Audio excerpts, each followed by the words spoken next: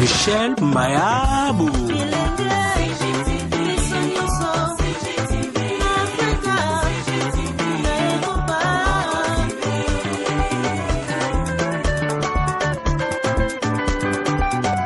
Émission ya kitoko culturelle, politique, religieuse et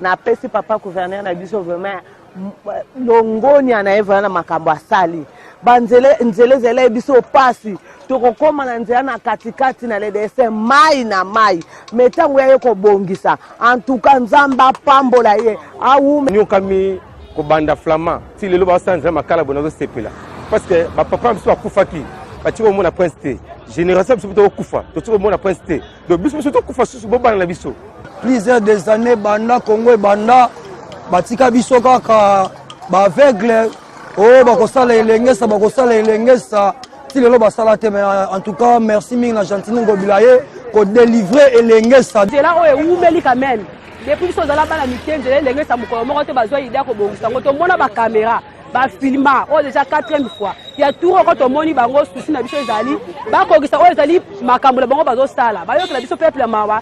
En tout cas, na sepeli mingi, papa Félix endo asali na gouverneur en tout cas ba keliboso.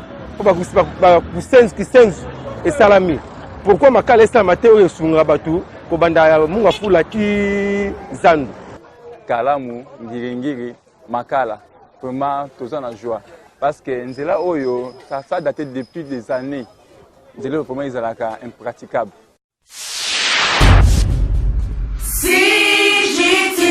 À la vitesse de la vie. Congo Gold TV, à la vitesse de la vie.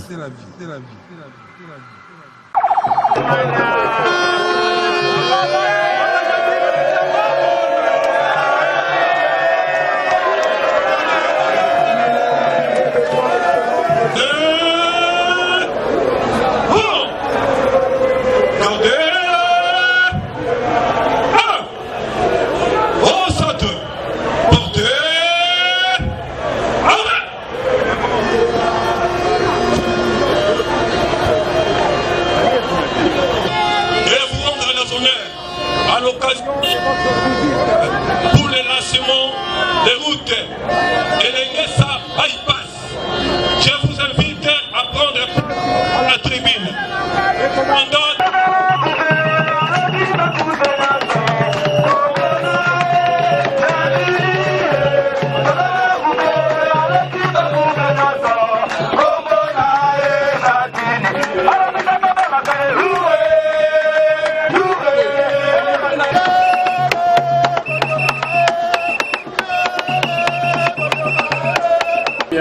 Pierre, et ce sera la fin de la cérémonie.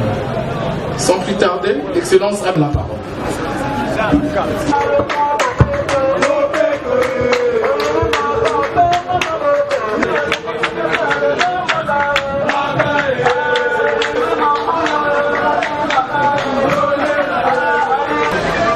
Excellence, Monsieur le gouverneur de la ville de Kinshasa, député provincial, Messieurs les ministres provinciaux et chers collègues, il s'agira de réhabiliter la chaussée et les caniveaux sur le tronçon entre l'avenue Kasavubu et la rivière Kalamu. Il est temps que nous puissions mériter des uns et des autres. Je vous remercie.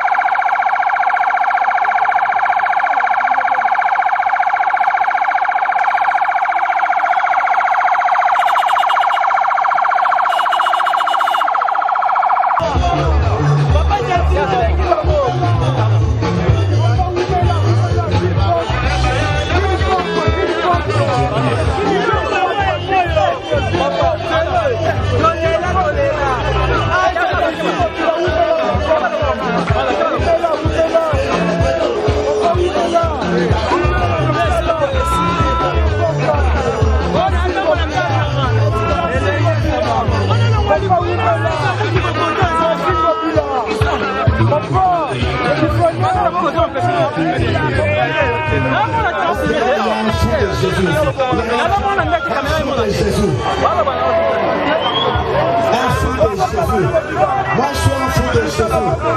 Ma copine dans les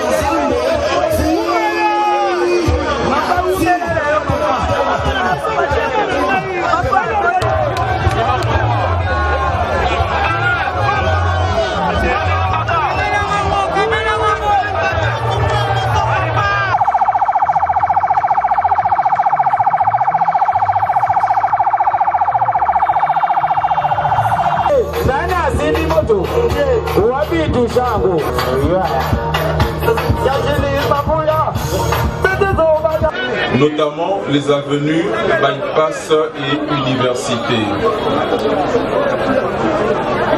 Le chantier que nous lançons consistera d'abord aux travaux préparatoires caractérisés par le nettoyage du site, le curage des caniveaux existants.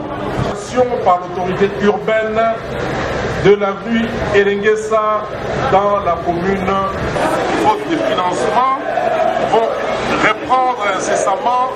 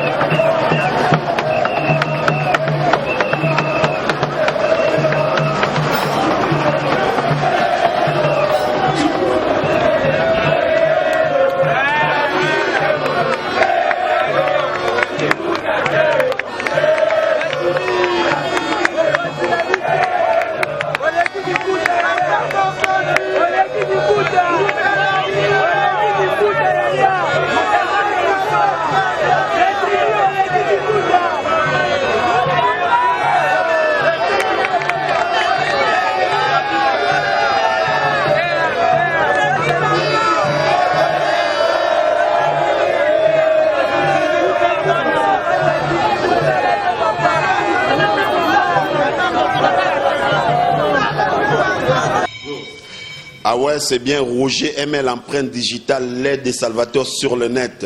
Hein? Veut dire que l'ISO mokonzi na net. Ya on a sengi bino bolandaka mingi mingi Congo Gold TV. Congo Gold TV, autrement dit Congo Wolo. Na français balobi Congo l'or. Donc c'est de l'or. Donc il faut bolanda Congo Gold TV. Et si il y a information, il y a bien news, il y a bien il y a bien donc biso tout landara wana. Donc avec Congo Gold TV, c'est pas pareil. Si on l'a dit Congo Gold TV, je te bloque. Check. Alors c'est une bonne chose, papa. Donc la façon dont le gouvernement est en train de travailler, c'est ça que nous voulons dans ce pays. Cette idée, personne ne peut pas refuser. C'est une très bonne idée. Ah. Alors, s'il faut dire quelque chose au gouverneur de la ville, papa Jean-Pierre. Alors, ce que je demande au gouverneur est d'appliquer et que ce soit la réalité. Nous ne voulons pas de promesses parce qu'on a déjà eu beaucoup de promesses, il n'y avait pas la réalisation. Cette fois-ci, si nous avons la réalisation, c'est ça que nous voulons. Nous ne voulons pas de promesses inutiles, de discours inutiles, nous voulons la pratique. C'est ça qui fera la beauté de notre pays et à notre gouverneur. Oui. En tout cas, papa Nazane Sengo. Na pesi papa gouverneur na biso vraiment longoni anaeva na makambo asali. Nzele biso pasi. Tokokoma na nzela na katikati na ledese mai na mai. Metango ya ko bongisa. En tout cas nzamba pambola ye. Awume nesika wana vraiment to sepeli vraiment. To sepeli longoni na papa na biso vraiment. A continuer ko sala musala na ye vraiment. Merci, merci, merci papa. Ma impression n'a beaucoup plus en tout cas, vraiment n'a satisfait. Et non n'a mon côté mais la population ya Kalamu, Ngiringiri, Makala, vraiment tous en joie. Parce que Nzela Oyo, ça daté depuis des années. Nzela vraiment ils impraticable. Mais le gouvernement actuel et puis notre gouverneur de la ville a songé pour venir Lengesa a vraiment Nzamba Pambola Bango parce que voie de communication de la voie de développement. Si on voit aujourd'hui que Ngiringiri, Kalamu, ils sont enclavés, surtout la commune de Makala, ils sont enclavés totalement parce qu'il n'y a pas de route. Mais l'initiative qui est venue élenger ça, qui bypass, ils ont une initiative bien parce qu'ils ont raccourci. C'est pour cela que nous, avenue université, avenue bypass, et vous allez un peu dégager. Parce que tout le route dans la ville, il faut passer par bypass et puis université. Et maintenant, quand on va venir élenger ça, en tout cas, avenue et université, bypass, ils sont libérés. Parce que jonction, on doit permettre qu'ils aient raccourci, habitant, il y a Mongafula, pour atteindre la ville facilement. Même le marché central, ils sont plus rapides.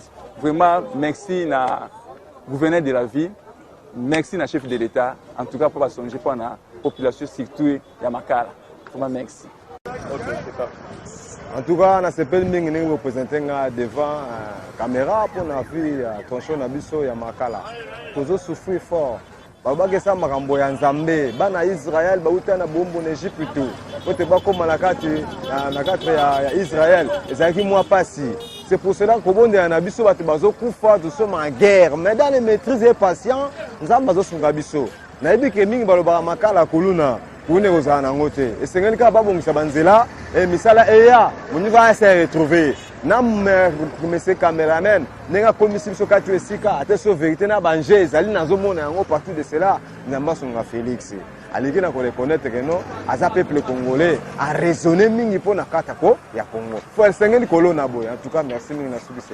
Message nous ami pona papa gouverneur. Bon, message zami pona papa gouverneur.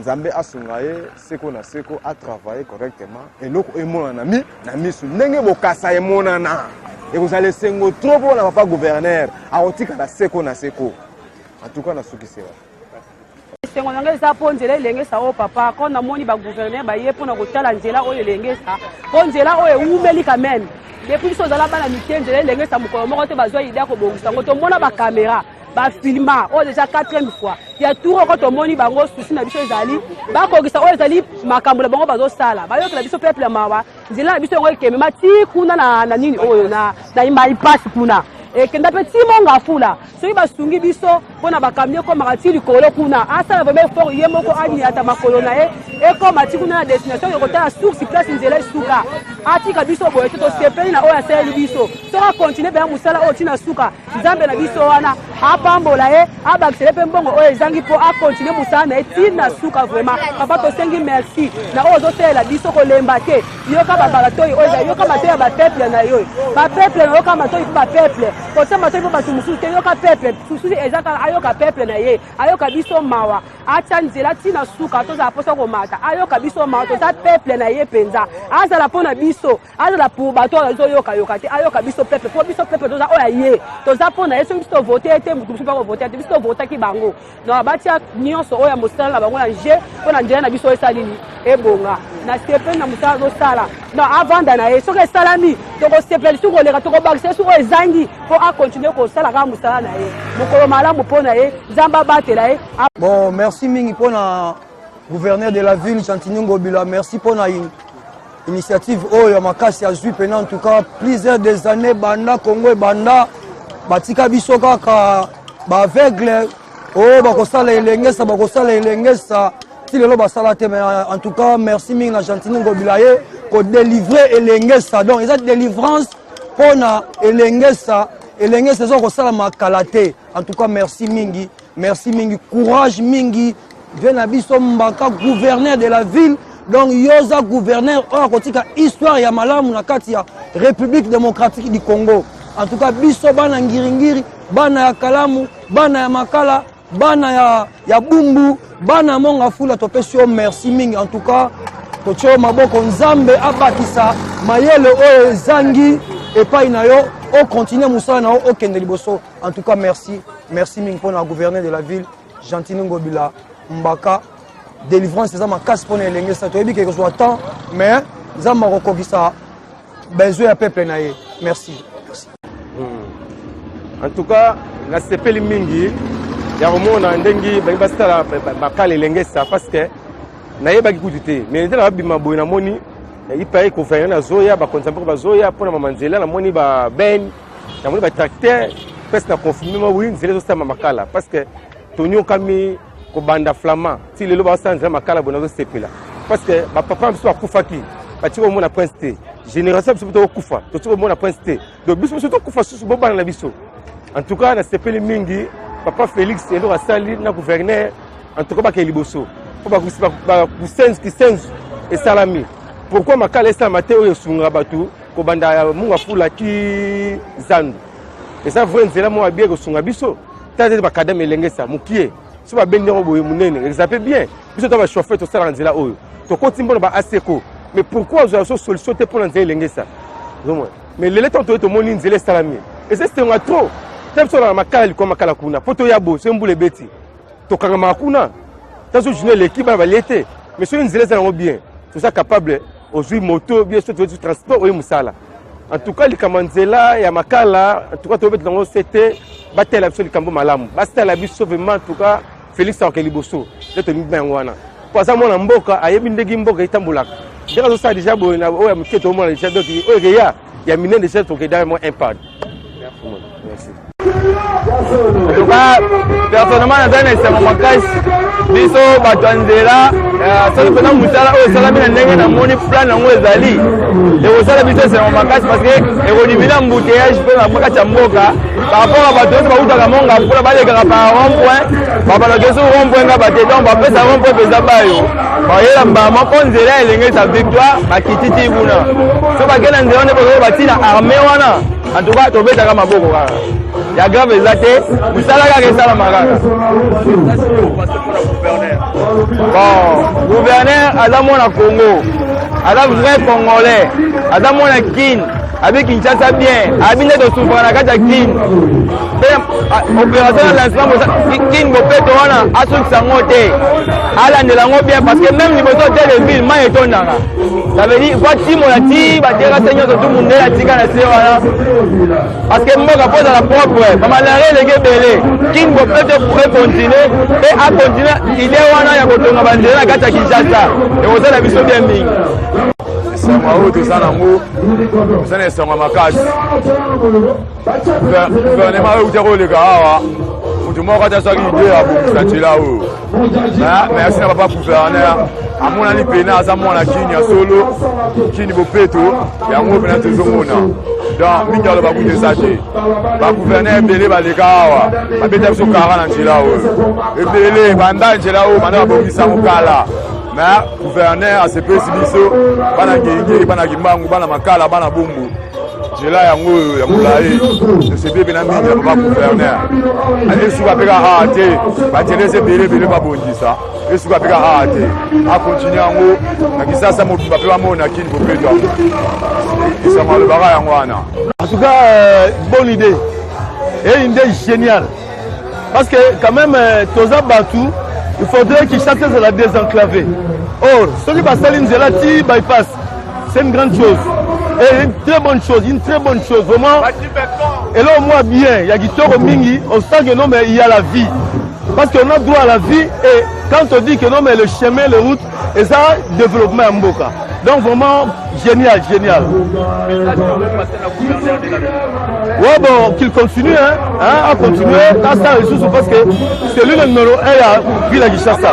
Alors, pour ça, c'est plaisir, tout le monde, on a quand même un Chinois, on a un souci à Kinshasa est développé Bonga. Parce que le Kinshasa est vraiment poubelle. Alors, c'est pas bon, Kinshasa est Bonga.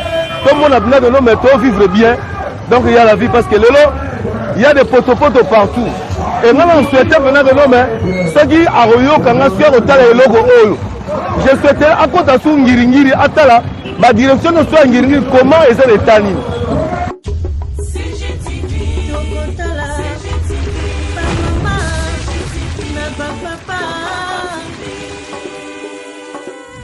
Michel Mayabou.